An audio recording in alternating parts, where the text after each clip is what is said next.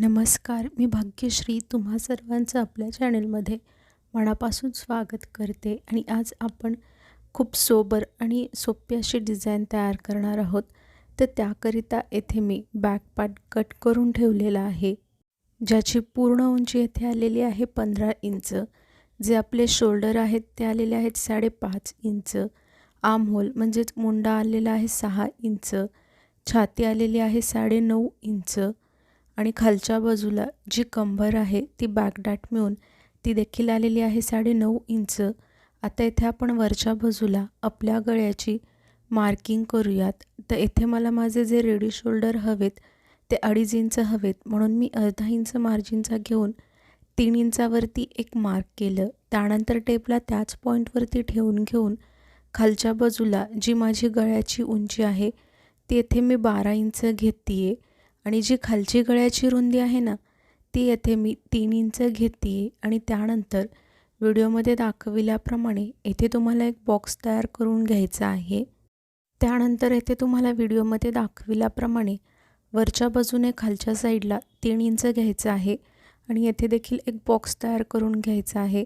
हे तुमच्या आवडीनुसार असेल, तुम्ही 2.5 किंवा 3 इंच घेतलं तरी देखील चालेल.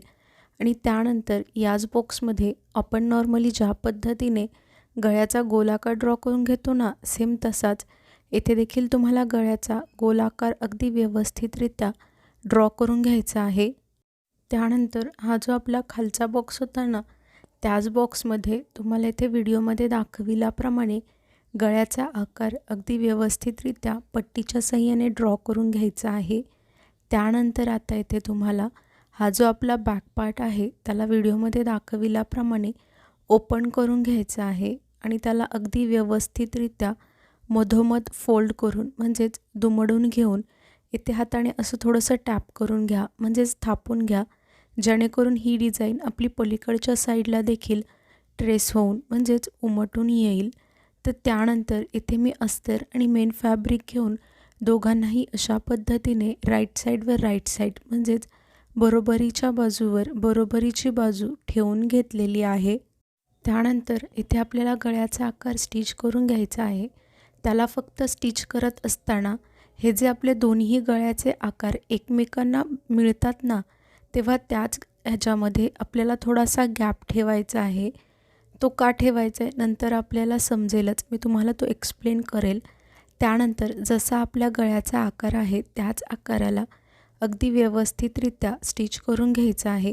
फक्त स्टिच करत असताना एकच गोष्ट लक्षात ठेवा, जिथे कॉर्नर आलेले आहेत तेथे नीडल म्हणजेच सुईला आतील बाजूस तशीच ठेवून घेऊन फक्त आपल्या बॅक पार्टला फिरवत पुन्हा जसा गळ्याचा आकार वळतोय त्याच आकारात अगदी व्यवस्थितरित्या स्टिच करून घ्यायचं आहे व्हिडिओमध्ये दाखविल्याप्रमाणे. त्यानंतर आता इथे गळ्याच्या आतील बाजूस बघा, आपण हा गॅप ठेवला होता त्यामुळे आपला गळ्याचा आकार कट झालेला नाही आहे. जर आपण तेथे गॅप ठेवला असता तर तो आकार कट झाला होता, त्यामुळे आपल्याला तेथे थोडासा गॅप ठेवायचा आहे. आणि अशा पद्धतीने आतल्या बाजूला थोडं जास्तीचं कापड ठेवून संपूर्ण गळ्याची कटिंग कंप्लीट करून घ्यायची आहे. त्यानंतर आपण हे गळ्याच्या आतील बाजूस जे जास्तीचं कापड ठेवलं होतं ना, त्याच कापडावरती व्हिडिओमध्ये दाखविल्याप्रमाणे अगदी व्यवस्थितरित्या छोटे छोटे कट्स संपूर्ण गळ्यावरती देऊन घ्यायचे आहेत.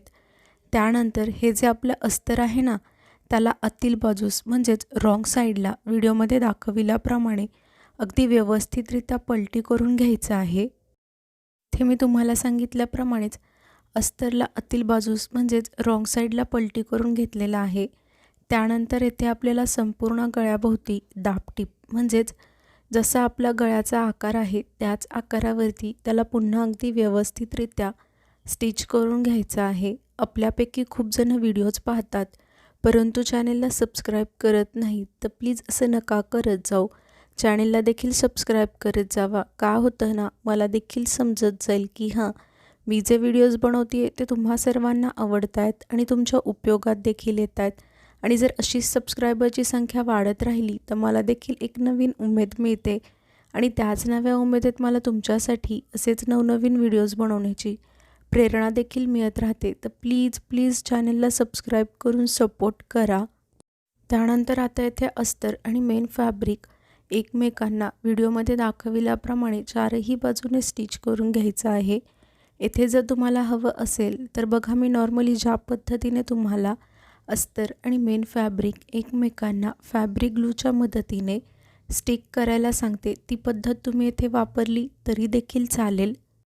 त्यानंतर हे जे आपलं जास्तीचं कापड दिसतंय ना, त्याला तुम्हाला इथे व्हिडिओमध्ये दाखविल्याप्रमाणे कट करून घ्यायचं आहे। जर तुम्ही इथे अस्तर आणि मेन फॅब्रिक एकमेकांना फॅब्रिक ग्लूच्या मदतीने स्टिक केलं असेल तर तेव्हा देखील जे जास्तीचं कापड उरतं ना, त्याला देखील तुम्हाला इथे व्हिडिओमध्ये दाखविल्याप्रमाणे कट करून घ्यायचं आहे।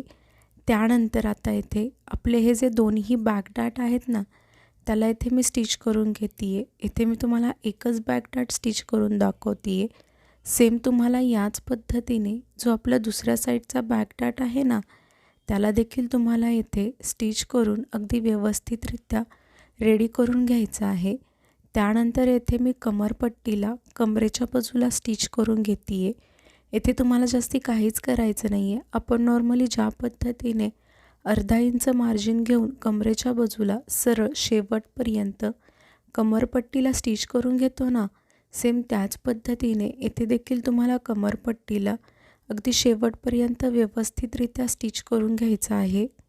त्यानंतर येथे मी जी आपली रेडीमेड पायपिंग असते ना, तिला घेतलेलं आहे आणि याच पायपिंगला आपण हा जो गळा रेडी केला आहे ना, त्याच्या खालच्या बाजूला ठेवून घेऊन व्हिडिओमध्ये तुम्ही इथे पाहू शकता, मी या पायपिंगला गळ्याच्या आकाराच्या खालच्या बाजूला ठेवून घेऊन संपूर्ण गळ्याभोवती स्टिच करून घेते आहे। येथे जर तुम्हाला हवं असेल तर तुम्ही फॅब्रिकची देखील पायपिंग तयार करू शकता। आणि हा जो ब्लाऊज आहे तो एम्ब्रॉयडरीवाला आहे, त्यामुळे याच्यावरती मी दुसरी आपली कोणतीही लेस न लावता मी म्हटलं सिंपल जर केली डिझाईन तरच छान दिसेल, त्यामुळे येथे मी कोणत्याही लेसचा वापर न करता गळा रेडी करण्यासाठी शेवटी पायपिंगचा वापर करते आहे, जेणेकरून ह्याला खूप सोबर असा लुक येईल।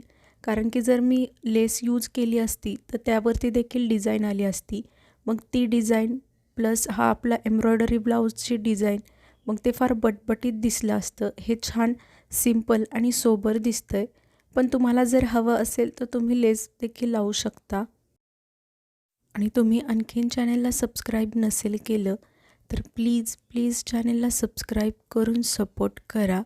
आणि पायपिंगला स्टिच करत असताना जेथे कुठे आपल्या गळ्याभोवती वळण आलेलं आहे, ते वळणाला फॉलो करत अगदी गळ्याच्या आकारासारखीच या पायपिंगला व्यवस्थितरित्या स्टिच करून घ्यायचं आहे।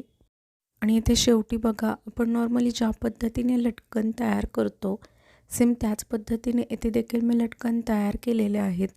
आणि बघा ब्लाऊजचा फायनल लुक किती छान दिसतंय आणि फक्त आपण पायपिंग लावली आहे तरी खूप सुंदर अशी येथे डिझाईन तयार झालेली आहे।